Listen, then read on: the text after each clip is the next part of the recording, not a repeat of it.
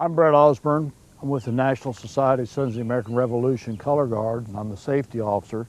Today I'll be discussing pole arms, ones that we use in the color guard. There's two primary ones I'll be discussing today, and they're the spontoon, also called the S-pontoon, and the halberd. So in the Revolution there was a limited number of pole arms, and they're more a symbol of rank, and as well they gave visibility for senior leadership while they were out in formations. In 1774, George Washington had actually ordered 2 halberds in Philadelphia for his militia company in Fairfax County, and those were for sergeants. The S-pontoon or spontoon he later designated to be used by officers that were on foot. Mounted officers would have swords that were on horses. The rest of the company and platoon officers that were on foot would have a sword and an S-pontoon. Washington wanted them to concentrate on leading men, not loading their muskets.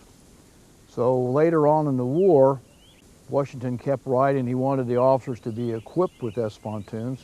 And I'll add, these actually stayed in the United States Army till Lewis and Clark in 1806. They were carrying on their expedition. Each officer had an S-pontoon with them.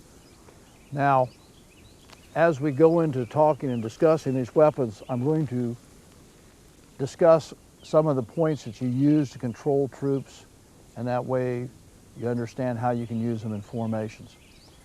Like the current U.S. Army where they have a guidon, when you have a rank of people marching, it's difficult for people in the rear to hear.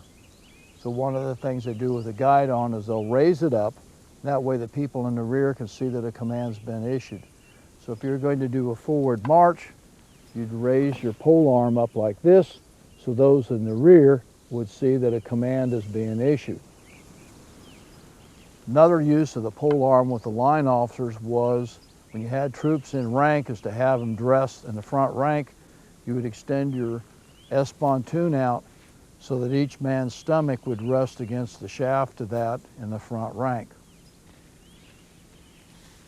The French Army had actually had, in a couple of portraits from the 7 Years' War, that we know as the French and Indian War, a portrait of French sergeants holding the rear of the ranks with halberds hooked together to keep the troops from backing up. So again, another control measure being using the pole arms.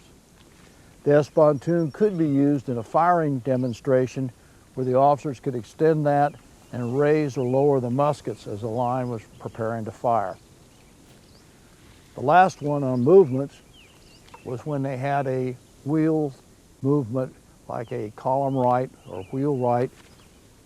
The officers would extend the S-pontoon, and as they made that turn, it'd be like a door opening. They'd just make that complete turn, and they'd have the troops all dressing that by having the S-pontoon or spontoon in front of them to lead them through. We're discussing the halberd that I'm carrying right now. I have a shaft of about 7 feet in length. The head of the halberd is about 18 inches. The concerns that you have when you were working with the halberd is that you have multiple sharp points blade on that, so there's more safety concerns when you're carrying this.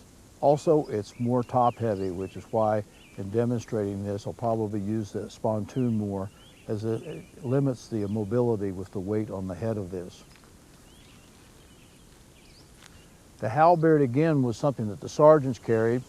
In the SAR, we use that in the change of command ceremony. We have an antique halberd, and it's been used at some of the congresses where people have carried those in the color guard. Again, as you can see from the demonstration I just showed you here, it makes you very visible on the battlefield or on the parade ground, and that was the intent, that people would understand who the leadership was. You could quickly identify the sergeants early in the formation when they carried these. As your safety officer, I'm going to cover some of the different drill commands with the pole arms that were used in that period. And these are going to be interchangeable between the S-pontoon, spontoon, and the halberd. There was actually very little documented drill that was used in that period. They referenced these weapons in the manuals, but they did not give any specificity to the actual drill. One of the people that made a comment on this was Timothy Pickering in 1775. And what he did was he talked about the order arms. The position of order arms, also known as the planted, was the pole arm was extended as far as comfortably possible to the right, feet were together, and this was a position on a parade field, making it very visible for the officers and non-commissioned officers when they were holding formations. From the order position, which that would be, the call would be order arms, they could then go to advance arms if they were going to proceed and go to a march. So on the command of advance, pull the pole arm in, arms, raise it up with the blade of the pole arm facing outward, the shaft of the pole arm against the right shoulder, right hand holding the base of the pole arm, dropping the left hand to the side to hold the scabbard of the sword. Use this position while marching. This sequence of pole arms drill, we're going to cover the trail arms. Trail arms coming from the order arms will be used while marching. Going from the order arms, the command to trail arms, bring the pole arms to a 45-degree angle with the back of the shaft not touching the ground, holding it in the right hand next to the right side, left hand holding the scabbard of the sword while marching. This same position is used when carrying muskets at trail.